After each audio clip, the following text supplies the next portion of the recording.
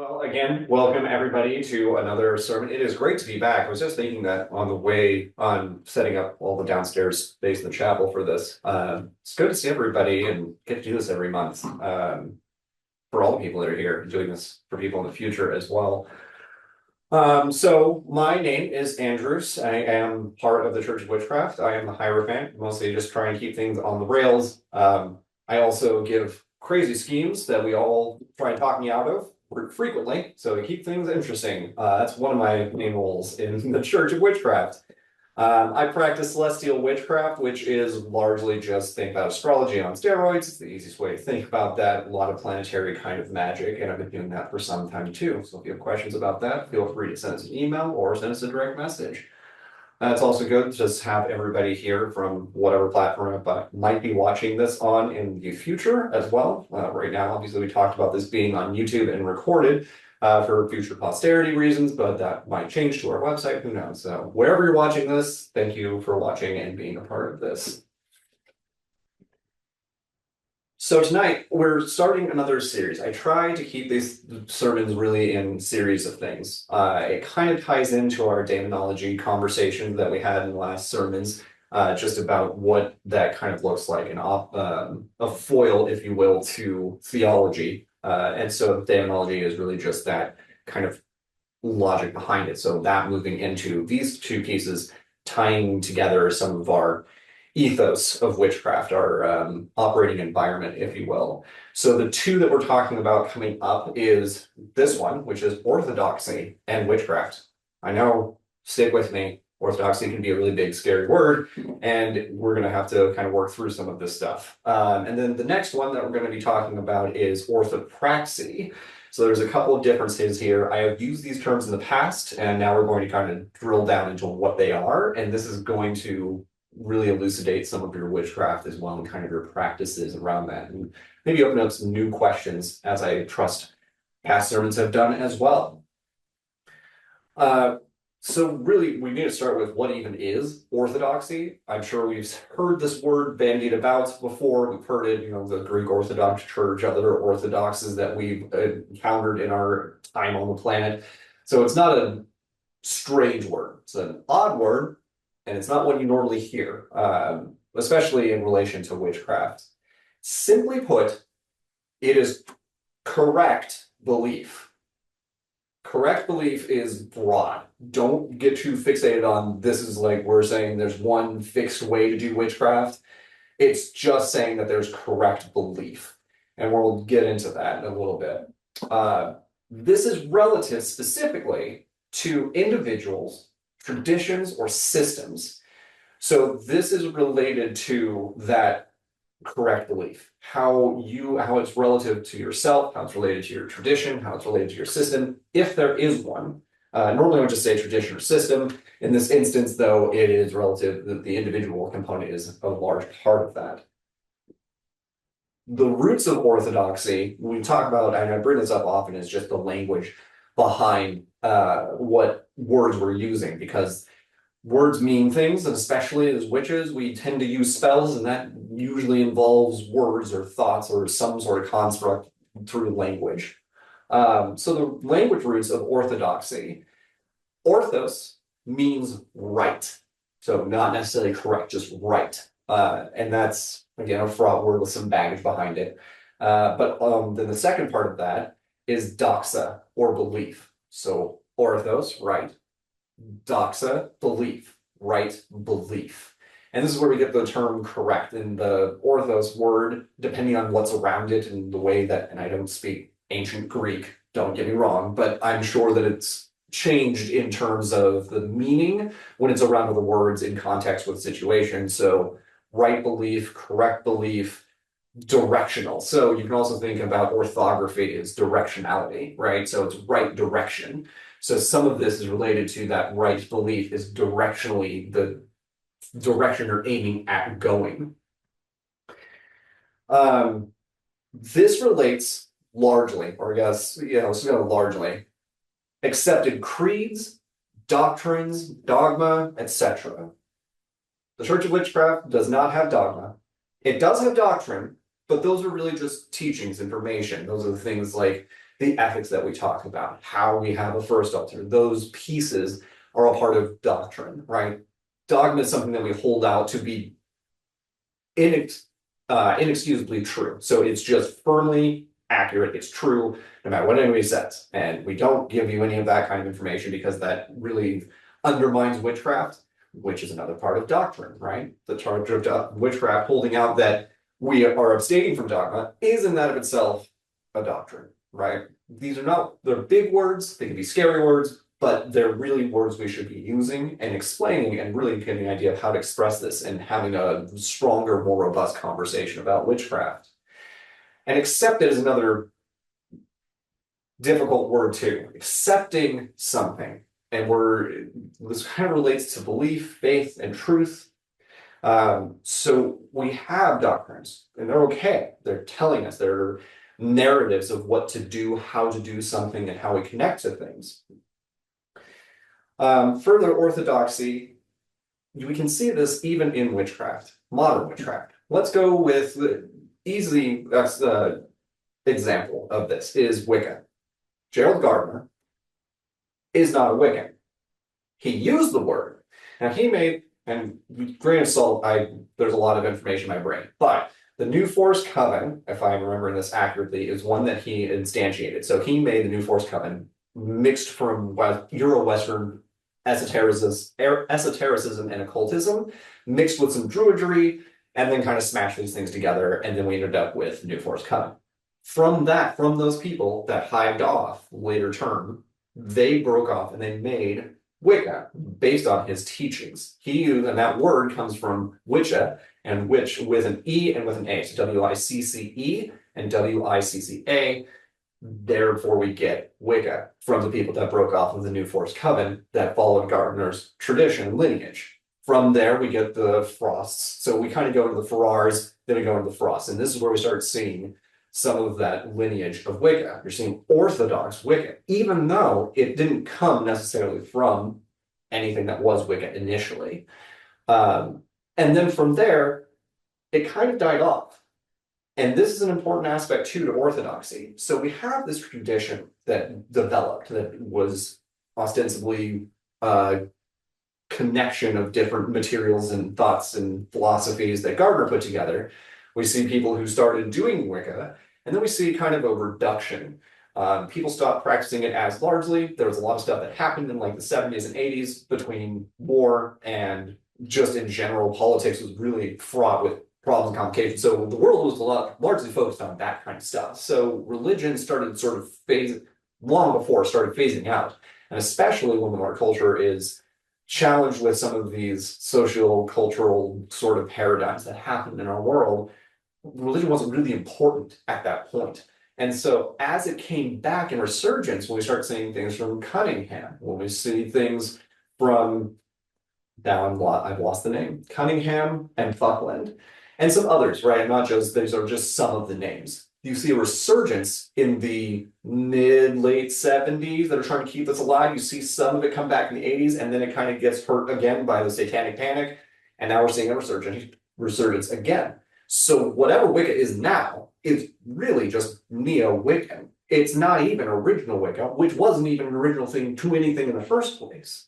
But Orthodox is important in that narrative and how that's connected. And so keep these kinds, we're going to revisit this kind of lineage of how Wicca sort of came into being and then faded away and then came back into being.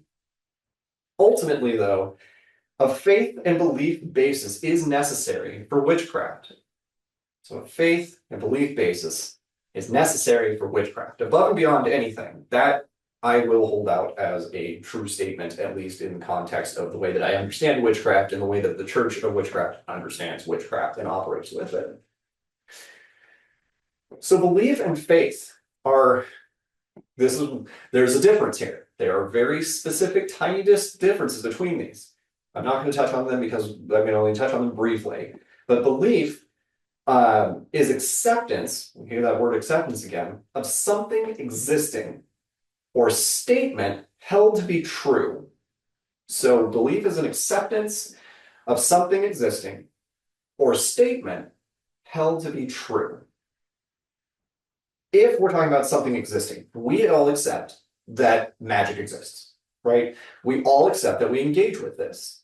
We hold these things out. We hold out that wands do things. We have crystals that have, potency and power and those sorts of things. So those are part of our accepted beliefs that many of us echo one another. Whatever they mean, whatever powers they might hold, or however you interact with them is kind of immaterial in this instance, but we have some accepted beliefs.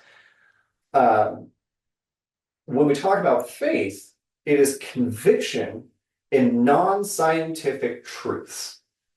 So it's things that we have engaged in that don't necessarily have an empirical basis, something that we can tangibly, physically prove. I can't prove to you that witchcraft exists with scientific empirical evidence. Most of it's anecdotal, pseudoscience, and that's why belief and faith work in tandem to make themselves function. And you're right, like, this is where some of the atheists sort of reach that point of, well, the religion is just silliness, right? Even the Satanists, arguably a religion, if you will, but they also kind of hold out some of this irreverency for religions, which is why they push a lot of these boundaries. Because we just hold out that magic exists, that spells will work, that we have this belief that that's going to happen. Faith is that conviction that those things are true without science. And that's a little crazy. No holds barred, I totally, fully accept the fact that I am understanding beliefs from a non-scientific viewpoint, and this is why I don't want to force it on other people. Because I can't give you them with absolute certainty, and I don't think it's ethically sound for me to enforce something that I can't empirically point to. This is also part of the reason why the mysteries, right? The mysteries that we experience. If you experience the mysteries, I believe very strongly that those mysteries are really just what they're referencing as a religious experience. And we call them the mysteries. The mysteries could be a number of different things. They are ineffable and they're not really something that I can correlate or translate to you because each person's mystery is going to be a little different. The way they experience and interact with magic, witchcraft, with any sort of system, I can only give you what my experience was. I can point to some that are similar to it. I can point to some other people and I can kind of guide you to find your own. That goes for any of our clergy as well. But that's all we can do. I can't tell you without a shadow of a doubt that something is held as true. And this is why I don't have dogma. And this is why I don't also push that, because I can't dogmatically just say, yep, this is absolutely true. There's an incontrovertibly true sky daddy that's out there in the world that gives me these absolute faiths with unshakable believing in this thing. I can't do that. And so I can't in good conscience also push the same kind of dogma. I can give you doctrine though, and give you ways to do this and explore them yourselves. And that's the more important piece to this. Again, belief is the acceptance of something existing or statement held to be true. Faith is conviction in non-scientific truths. But what about truth? That's a nasty word.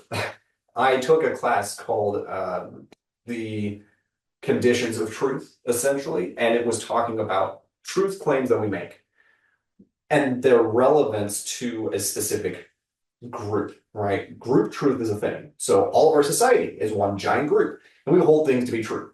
We say that there's a certain president with a certain name, and we go, yep, we all agree that that person is absolutely the president. We are using that as a group truth. It is only true in relation to us making that decision. The only reason, one of the main reasons that I repent of the Church of Witchcraft is simply because I took 20 people that were non-witches, 20 people that were witches, and I said, I'm going to do this thing and I'm running this. And they went, sure, sounds good. And that was what I did, right? That truth only exists within this system. It is held out and supported by those that I make this claim to, then they reflect that back. The more people that support that, the stronger that truth claim is. So truth is tricky, right? And this is why it's hard to put these kinds of information out there, because when I put this information out there, I'm making a claim, whether it's belief or faith, and that is difficult. It is in accordance with fact or reality, basically is what truth is. Considerations of these group truths as well as important, and this also relates to that conviction and acceptance, right? If we're making these group truths, we have conviction and acceptance of certain things that we're making claims of. Just like we agree that there's a church that exists. The government agrees that we're an actual church. They gave us paperwork. right? These are these group truths. And even if it's not a witchcraft claim, there are many claims that we're making. With all of that, you need these background pieces to hear what's the role of orthodoxy. We know what it is. We know that it comprises belief and faith. We know that it comes with convictions. We know some of these truth claims that we're making, but what is the role of orthodoxy? There are three main functions that I'll touch on. First is your individual witchcraft. Orthodoxy is one approach to assist efforts to define and act in accordance with. And I'll make that a little bit easier. Orthodoxy is basically a way that we sustain our definitions of what we do, how we believe it, what we believe in, and pointing to the thing that we do believe in or have faith in. And we're acting in accordance to those beliefs and faith, right? So if I want to help somebody, like witches are want to do, they tend to want to make knowledge claims and help people understand themselves. And so they do that with accordance to their beliefs and faiths, ergo, their orthodoxy, their practice, their belief in those things, right? And this is why, I mean, correct belief is really only relative, again, to the individual, the traditionalist system that you're in. And this is why I had to include that individual component. Further, individual witchcraft, it situates your faith and belief in your life. And this is a piece that's often missing. It is codifying mysticism and the ineffable experiences therein. So it's giving some rhyme and reason to what it is you're doing. Even if you don't have any specific thing, you have some idea that you made a claim that magic exists. You make a claim that you're a witch. You make a claim that you help other people. You make a claim that you're part of the Church of Witchcraft, right? You're codifying some of these with belief and faith. There's a belief that you have in the church when you come here. You have belief in the doctrine that we have, most if not all of it. And those are part of your belief and faith and all of your activities within witchcraft. We don't dictate them for you. You choose to participate in them. The mysteries of occultism and esoteric knowledge are part of that belief and faith. How do you know that the tarot works? How do you gauge when a spell works? What are the things that you are doing or told that you should be doing, or what knowledge that you're getting? What other truth claims are you accepting that you're having conviction in that will give you some of that information, that knowledge that you're seeking, whether that's internal or externally? And so those mysteries are something that you're going to have to explore yourself. In the Church of Witchcraft, this is a place that you can explore on that you can expand on that for your own practice in relation to other people's feedback, to get some sort of sounding board that didn't exist before or didn't exist in the multitude that it does now. There are many theaters in which you would be able to get that kind of feedback, but it's really broad form witchcraft, or it's all centered around Wicca. Fantastic choice if you want to go that way, but some people just don't have that particular bent in their interest for belief and faith. Orthodoxy in witchcraft is a substrata, an underpinning of orthopraxy. Broadly speaking, orthopraxy is essentially right practice or correct practice. Correct belief, orthodoxy. Correct practice, orthopraxy. Orthodoxy, orthopraxy. It's easy to confuse these things. I did as well. It was tricky writing a blog post about this because I kept switching the two in my brain and trying to use words that were about, if you have orthodoxy, you have your practices supported. It's like, yeah, but it's really more about your belief. It's about these convictions. It's about these faith. It's about your truth claims. It's about how you organize your witchcraft in whatever frame that ends up being. Continuing on with what the role of orthodoxy is within the Church of Witchcraft. So we looked at some of the individual witchcraft components, right? Now this is orthodoxy within the frame of the Church of Witchcraft. By design, the Church of Witchcraft is essentially syncretic Orthodox witchcraft. It's an amalgamation of different religions, different systems and traditions that they're coming together in a way that's coherent. It is related to that revitalizing witchcraft under a flexible common practice. And that is, paradoxically, if you will, some form of orthodoxy that we're engaging in, right? We have this codified system of belief, of faith, of truth claims we're making, the orthodoxy of the Church of Witchcraft. It's not the orthodoxy of witchcraft itself, because that's too broad of a claim to make and much more complicated just in terms of how witchcraft is expressed, how magic is expressed across the world and over time, right? I can't say that there's only one right way of witchcraft. There's not one correct belief, which is why it's relative. There is not one path, but many to witchcraft. You will hear some of this doctrine that we talk about as well. Things like the first altar, the altar of the self, what the definition of a witch is, and how we codify what that, making sense of what that claim is. How witches interact or interface with their witchcraft, whether it's at an altar of some kind or a shrine. Is it nature? Is it a hinge of some kind, like Stonehenge? Is it a mountain? How do we interact with witchcraft? That orthodoxy helps us understand and shape that discussion. It is seemingly paradoxical, as I said, to multiple paths of witchcraft, right? So if I'm claiming that there's some sort of orthodoxy that the church has, we have this one kind of codified system, right? But then there's also multiple paths. It's kind of a paradox to state that there's this one unified sort of manner of doing witchcraft that incorporates all of these other pieces. Both can exist, though, and we'll see that in the third part of this. But what about universalism, Unitarianism, omnism? They all have very specific claims. Unitarianism, universalism, those terms specifically have a lot of Christianity, a lot of Abrahamic pieces about it. And I don't want to do a disservice to those two aspects of religion, of belief and faith in this rich system that they have, because I feel like that would do them a disservice almost to claim some sort of universalist tradition. We don't have the Trinity that we're talking about. We're not talking about that kind of stuff. And so it wasn't relevant, and I don't think it was respectful in terms of multicultural respect that we are focused on and inherently have built into the church. It didn't work for me to kind of claim those terms. And omnism is just the belief that there is one overarching belief, essentially, that all religions are different ways of saying the same religious truth. And that wasn't exactly right. So the syncretism that I'm talking about is how we have, think about like collective unconscious, right? Most of us will read tarot cards. We have archetypes that we're engaging with.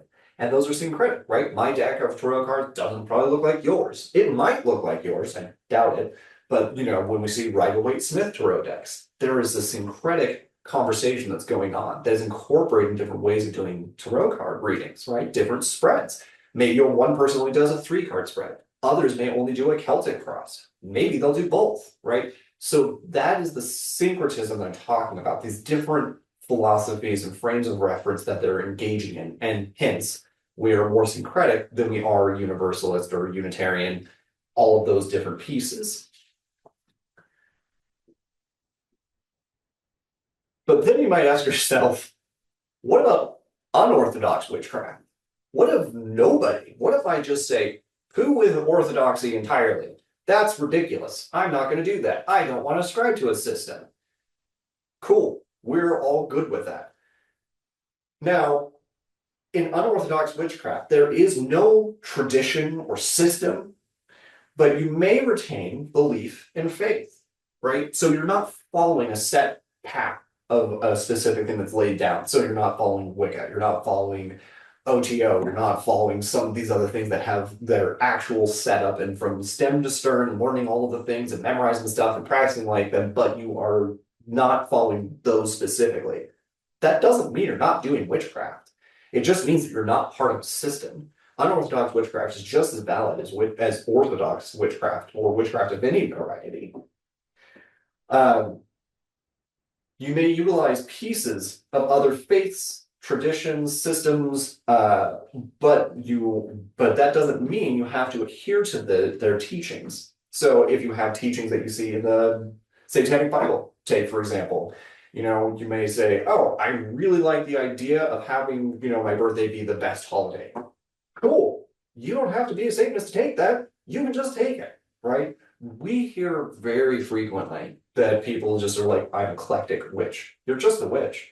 You don't need a moniker before that. You just make a claim, you do the thing, right? You don't have to define yourself or limit yourself to these things. So even though the Church of Witchcraft may have the syncretic sort of orthodoxy stuff that's going on. It's really just a platform for all of us to sort of get behind one kind of common idea, but the way you do your witchcraft, the way you interface, doesn't necessarily mean you have to follow tradition or system or somebody's teachings. It may not resonate with you.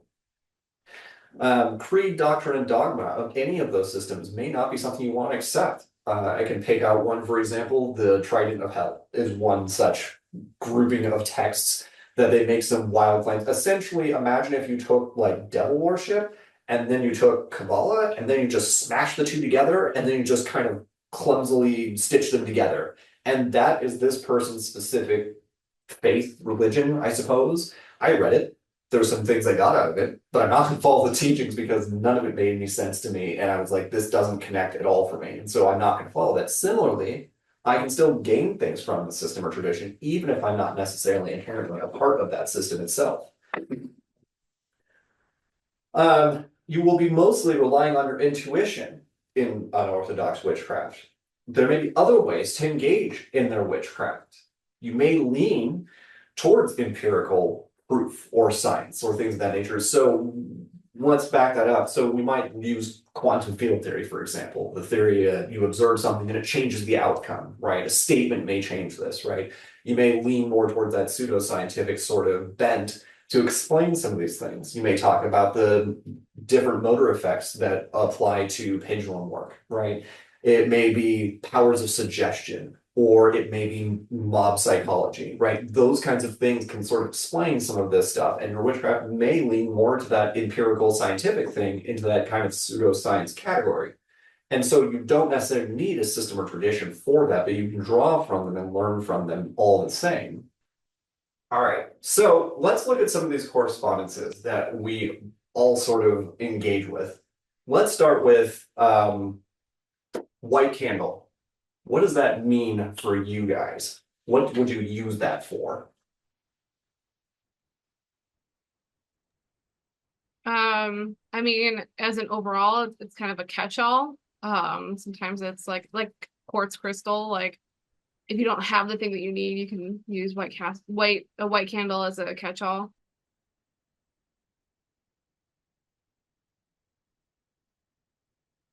Anybody else?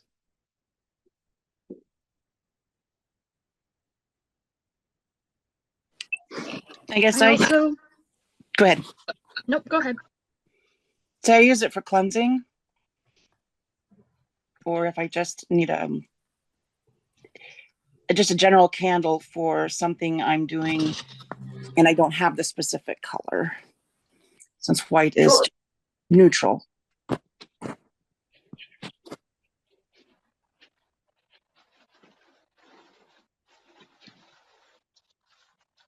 And then I also like to use it for full moons. Any specific reason? So kind of like the idea of you have the bright moon and then you have the dark moon. So I use white and black because one's lighter and one's darker.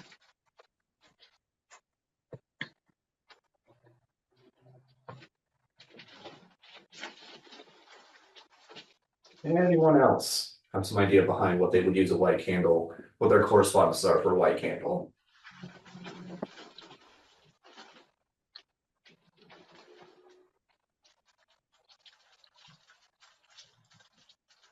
Okay. For me, it also is a similar thing to Gwen as well, that it's adjustable to the situation in general, right? Okay, so here's one example of our syncretic belief, right? We're seeing that there is some similarity between this. Now, would you say that we all practice the same? Is all of our witchcraft approaches the same? No. Nope, right? Gwen's green witchcraft, I'm celestial witchcraft, Ember works more with elements and that sort of thing. None of us do, but here we go. Here's a common shared concept, right? And this is exactly what I'm getting at, why syncretism is a thing. So looking at some of these examples is helpful. What's another item that you can think of that might share some of these correspondences, even though the witchcraft differs? Crystals. Sure. Let's take crystals. I'll volunteer first on crystals. I tend to use, actually, I'll give you an example. It's this guy right here. This, because I get a little closer because I'm not sure you can actually see this. This is actually my obsidian orb that I use pretty much really frequently for my altar and interactions. I use it as storage for magic. Essentially a receptacle of some kind, right? Who else? How might you use crystals? Well, for me, it depends on the specific type of crystal. Specifically off of obsidian, since that's the example that you used. I will use it to absorb energies instead of me absorbing it, especially since I know that I can be sensitive to certain things. And so the obsidian sphere that I wear around my neck usually helps to absorb energy so that I don't feel like lightheaded by it. I also use crystals to imbue things. Maybe imbue is not the right word, but like, so for example, recently I made some earth incense by putting a bunch of stuff together. And I also put malachite in there to give it extra energy. Maybe like a power booster? Mm-hmm. Okay, so drawing properties from crystals to other things. What other ways might we use crystals? For protection. Sure. I have, crystals set up around my house for protection. I have a specific stone that I wear personally for protection, especially since I have a friend who, and I don't know what term anyone else would use it, is essentially an energy vampire. And I know whenever I'm around her, if I don't wear it, she is just going to drain me dry. Oof. Cool. Yeah, no, I absolutely. So again, I will choose one more item, but if you look here, we have crystals, storage for magic, receptacle of some kind. It depends on the type that it might absorb energy ambiently. Drawing properties from crystals to other things, protection usages. These are just an object, and we all kind of come at it from a different perspective, but it still makes it valid, right? Whatever it is we're doing, it matters. But really it's your claim to it, how you interact with these things. And this is why we kind of look at this syncretic sort of approach, because there is such a variety of expressions within this. All right, I'm going to give you guys one more. Does anybody want to proffer an item or an idea? A wand. Wands. This one is complicated. Let's just put it that way, from my knowledge of wands. All right, who wants to share some of how they interact with wands, or if they do? They might not. I typically when I use a wand, it is to direct energy. I'll also use it to like invoke as well. Any other ideas of how we use wands or use wands at all? I actually don't use a wand, though I do have one on my altar. I'm not going to get too far into how I use wands, but one of the traditions that I'm aware of, they use them for blasting. So destruction specifically. And they don't use this to direct energy. I mean, technically blasting is a direct of energy, but if we're talking about a very specific destructive act versus anything else. There's also a hook wand to draw things in. So they have two different aspects. This is specifically from Welsh witchcraft. Jim McGarry, Cornish witchcraft, look it up. It's a fascinating foray into this. Wands also are one of those strange objects that you're not going to really have so many different variations. The staff, even if it's 6 feet tall, is technically still a wand, right? A crystal could be a wand. There's a lot of different wand shapes out there, right? There's not just the baton that you're seeing, in general usage, right? You may have two-sided wands. That's a crazy one, right? Maybe you might have a prong, like a stang, for example. That's another option, right? Anybody else have any interactions with wands? It's like wands are not as frequently or utilized in witchcraft these days, or at least with this group. Some people eschew wands and they will use hand directions pointing instead. So they won't use a wand and they think that it's just an intermediary step. That it's just, oh, it's a witch that doesn't really know how to do this with themselves, right? Some people just go, wands are totally pointless. I got a finger, I can point at it, right?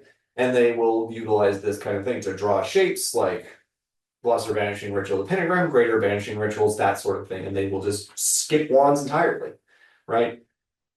Their witchcraft still witchcraft. They're just not using wands. But we have these ideas behind energy and pointing and wands and directional energy for whatever purpose it might be. And again, this is why we kind of draw together and revitalize witchcraft under that flexible common practice, because there's so many variations, but very similar and close, right? Just like we have most witches, I don't know of any that don't, will have an altar or shrine. They're going to partake in ritual of some kind. They're going to have ceremony of some kind. They're probably going to be okay with spells, and they're probably going to be involved in divination. So of these different kinds, it's why the Church of Witchcraft leans more towards that syncretic side. So when we're talking about that, it's about how we blend those things together. Clearly, you saw that even just in this group alone, there's a lot of similarities, those slight differences, but they're still there, right? Just like you might see the horn mask over there, it's the same representation as this moon down here, right? We're seeing two representations of a similar concept. My tattoo is one, for example, another example of these kinds of syncretic understandings of things. There's another horn one right over there, but that's not what Gwyn references it as, but it's no less, it's showing similar conceptualization. You can also think about anything that's a phallic symbol, as well as anything that might, those things are going to be shared as well. Priapic wands and that kind of thing, stabs, all of those are different syncretic beliefs that we're all sort of synthesizing. But I'm not saying that one of those things is the right way to use that item. There are many ways to do it, and we all kind of have similar, we have usage of these different tools in a similar manner, right? And that's where we get into that syncretic sort of phase within the Church of Witchcraft. So closing us out, in conclusion, orthodoxy is that correct belief relative to the individual, the tradition, or the system. The Church of Witchcraft has a specific kind of orthodoxy that most witches can get behind, and it's what unites and binds us together, that wants us to do these things. It's not just that, oh, we're inherently witches and neat, we're going to hang out together. We have some commonality in these beliefs that we share.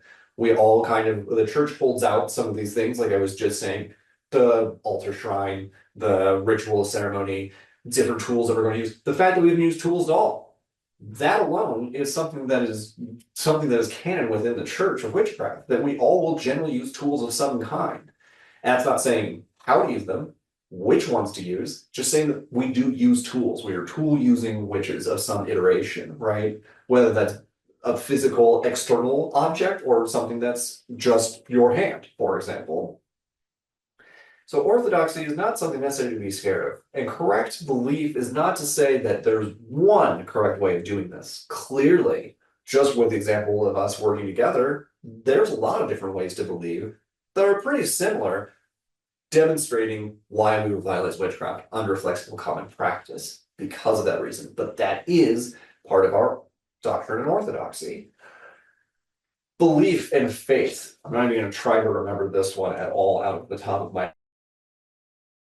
Our internet dropped out and cut off this original recording, so you're going to see a jump from that. So thanks for continuing on with this. We want to make sure we closed out the sermon for orthodoxy and witchcraft.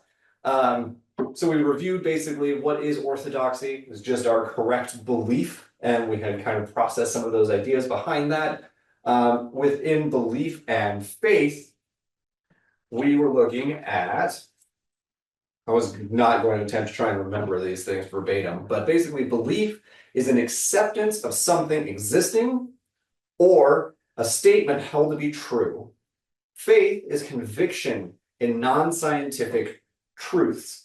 And truth just in general is in accordance with fact reality. So whatever that truth might be relational to the group that you might be part of as well.